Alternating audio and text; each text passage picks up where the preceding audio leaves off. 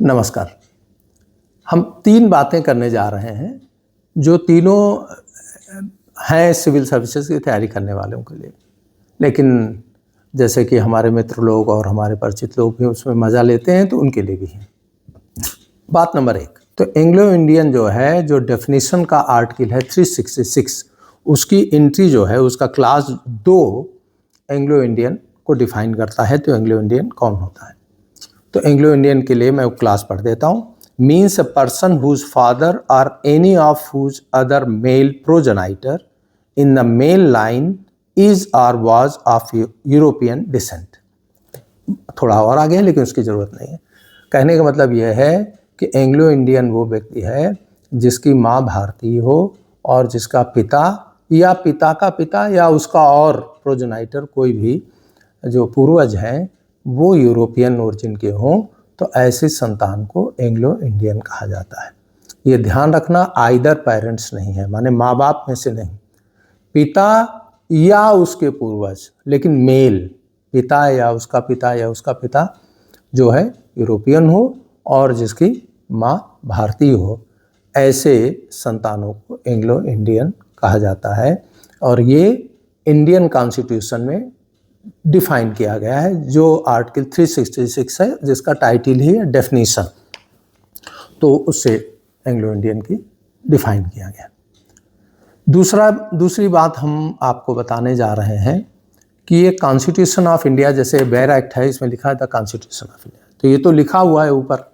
क्या कॉन्स्टिट्यूशन में कहीं लिखा हुआ है कि इस किताब का नाम कॉन्स्टिट्यूशन है? मान लीजिए आपसे सवाल पूछा जाता है, तो हाँ, जैसे बहुत सारी किताबें आप पढ़ते होंगे कि किताब का नाम ऊपर लिखा होता है, लेकिन किताब में कहीं ये नहीं लिखा होता है कि इस किताब का क्या नाम है। जैसे मैंने अभी कविता पढ़ के सुनाई पिता, तो कहीं अंदर नहीं लिखा है कि इस किताब का नाम पिता है।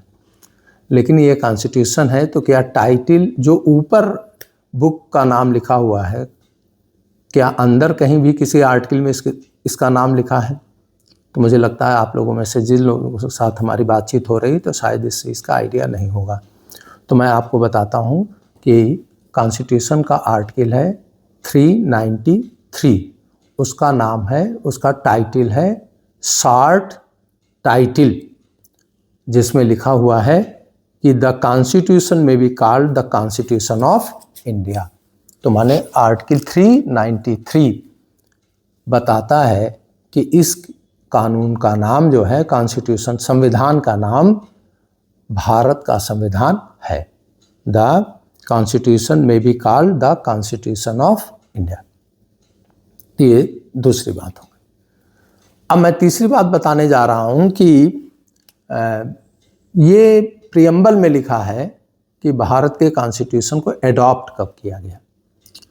तो 26 नवंबर 1949 को एडॉप्ट किया गया। We do hereby adopt enact and give to ourselves this constitution, preamble पढ़ता है।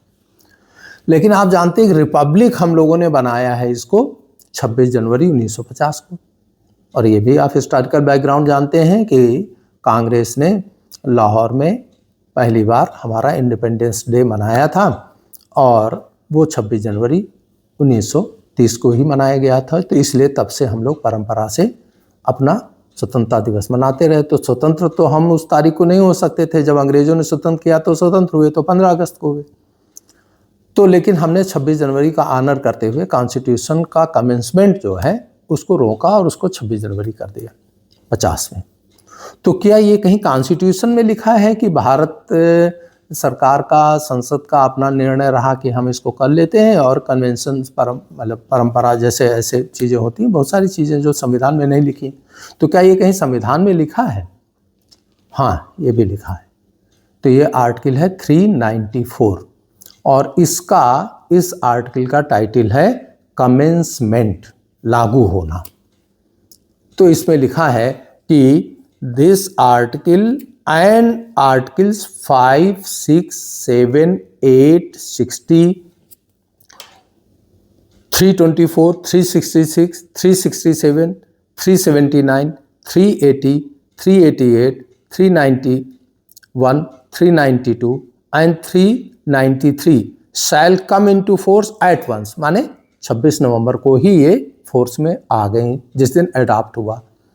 लेकिन इसके अलावा and the remaining provisions of this constitution shall come into force on the 26th day of January 1950, which day is referred to in this constitution as the commencement of this constitution। माने ये article 394 कह रहा है कि 26 जनवरी 1950 को हम commencement of the constitution day के रूप में मनाएंगे। तो ये संवैधानिक व्यवस्था है कि 26 जनवरी 1950 को हमने रिपब्लिक, माने रिपब्लिक मतलब होता है the commencement of the constitution. तो ये बात नंबर 3 हो गई। अब बात नंबर 4 हम बताने जा रहे हैं, जो कि आम लोगों में इसके बारे में मालूम है। सिविल सर्विसेज की तैयारी करने वाले लोग ज़्यादातर जानते हैं कि 3 तरीके के पावर होते हैं, 3 तरीके की लिस्ट है जो 7th शेड्यूल में दी गई हैं।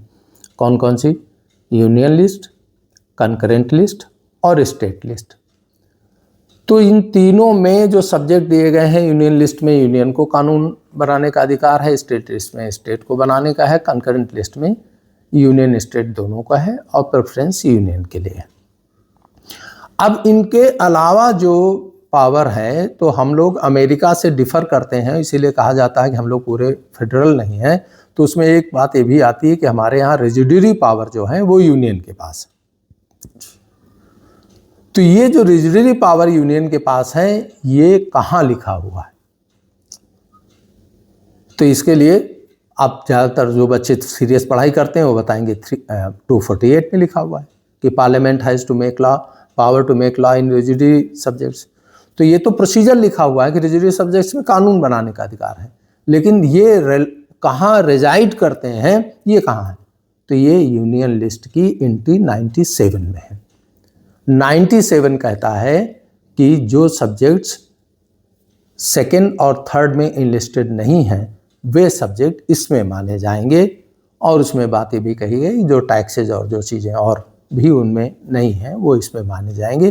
तो यूनियन लिस्ट की एंट्री 97 बताती है कि रेजिडरी पावर्स यूनियन के पास है।